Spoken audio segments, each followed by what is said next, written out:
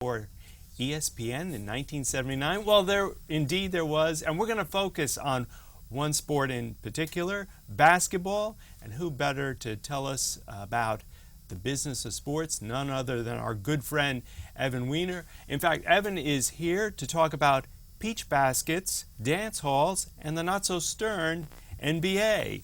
Well, Evan, welcome. Well, that's basically how you could sum up basketball. It started with peach baskets, dance halls. The New York Rens played in dance hall. The South Philadelphia Hebrew Association played in dance floor down there.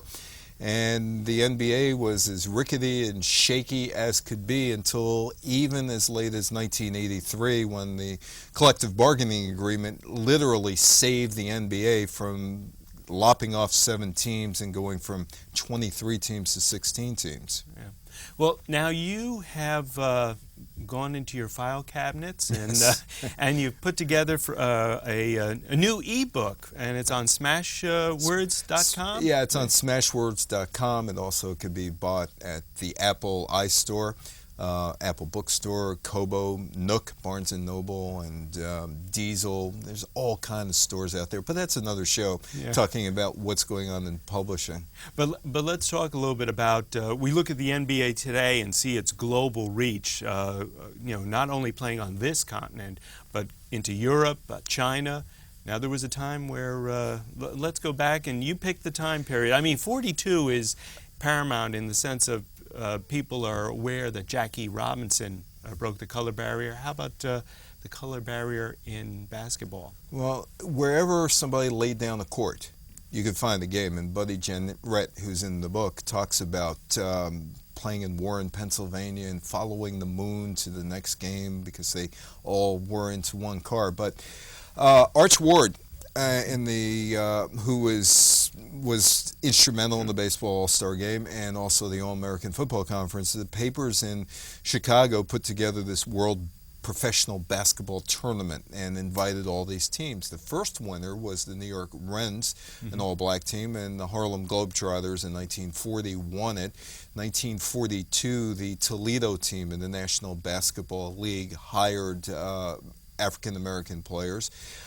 So African-American players were at least accepted in terms of performances in the late 1930s, early 1940s, and when the BAA started, the Basketball Association of America, which was basically an East Coast league. The National Basketball League was a corporate Midwest Great Lakes league, and the BBA was started because the hockey owners wanted to fill up their buildings in those days. Oddly enough, Madison Square Garden, they couldn't put all Knicks games in Madison Square Garden. They played at the 69th Regiment Armory on Lexington Avenue. Oddly enough, as far as the BAA goes, no black players until 1950. First 4 years of that league, no black players. Now, is this because there's a color line in college basketball, or why the delay with that particular circuit?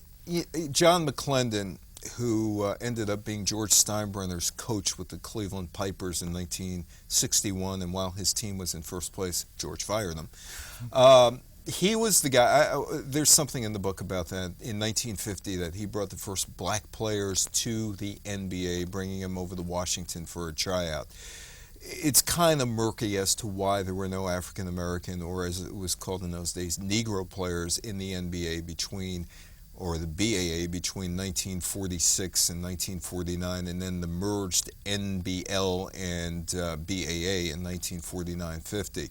Some say, well, the owners didn't think that the audiences were prepared for Negro players, but there's a fallacy in that, because if you look, Joe Louis was the heavyweight champion of the world for a long time, Brown Bomber. Harlem Globetrotters were immensely popular, played the Minneapolis Lakers before 20,000 people in Chicago Stadium. The NBL actually had some black players in the league, and there were barnstorming teams. The football was integrated in 1946 by the Los Angeles Memorial Coliseum Commission. When the Cleveland Rams moved over in 1946, one of the requisites in the contract was you had to be an equal opportunity employer. That was before Jackie Robinson, obviously. And Paul Brown didn't care if you were red, green, orange, black, white, chartreuse. If you were a football player, you're going to play for the Cleveland Browns of the All-American Football Conference. So it's kind of unclear as to exactly why. I think the BAA the Eastern owners felt that their crowds weren't ready for a jet. You know, we're both lawyers or have some exposure to the law. I have lawyer. You're a lawyer. I have exposure to lawsuits and all. But I want to go back to, you mentioned 1946, the Los Angeles Coliseum. The point is that at that time, the law was separate but equal. And if you have the Coliseum, look at the size of that venue. The NAACP and other groups, civil rights groups, were saying that if you keep it separate, keep the segregation going, well, then you're going to have to, Los Angeles, you're going to have to build another stadium.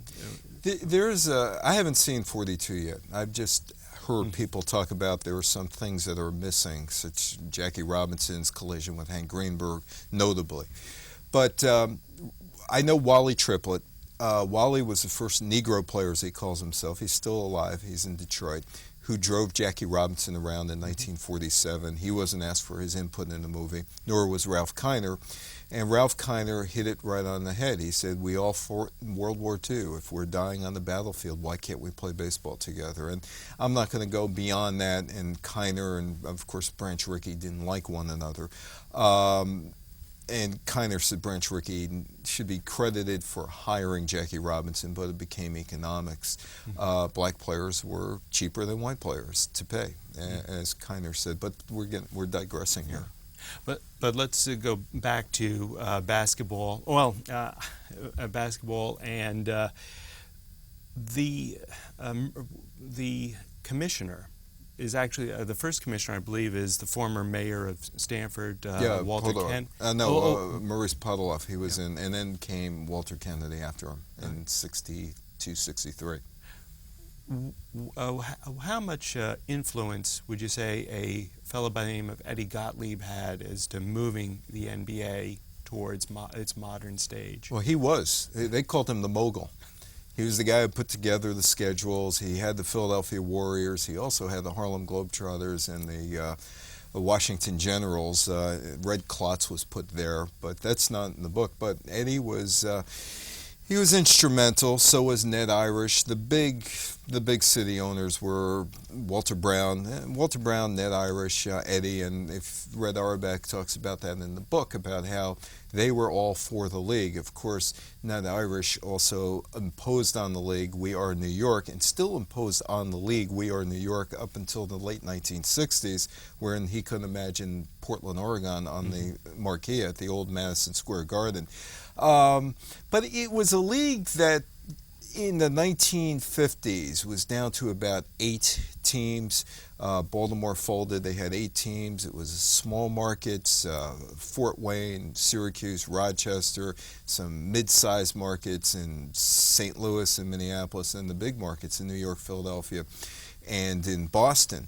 And I spoke to Bailey Howell, who had played with Detroit for a long time in Baltimore, and we were talking one day about him breaking into the league, and Fort Wayne had moved to Detroit, and Fred Zollner, who ran Detroit, wasn't sure that Detroit could handle 40 games a year, but and they didn't. They played games elsewhere. They played about 32 in Detroit, and wherever they had a court and somebody wanted to put up money, Detroit played, and that was all the other teams in the league, with the exception of the Knicks, did the same thing, although the Knicks did play in White Plains. That's right. As late as 1963, over at the old county center. But they were a league always in search of a TV contract that paid them money.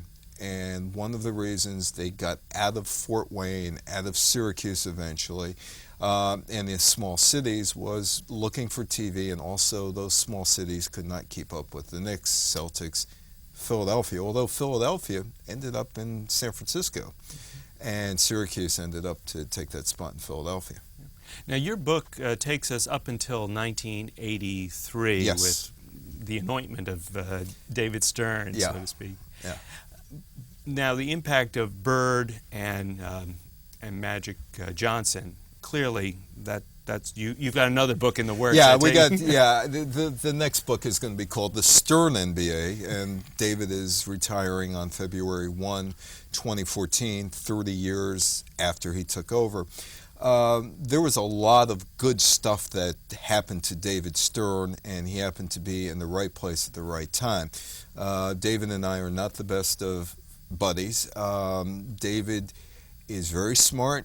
David came up, he was the first guy who really understood the internet and what the internet was going to be with NBATV.com.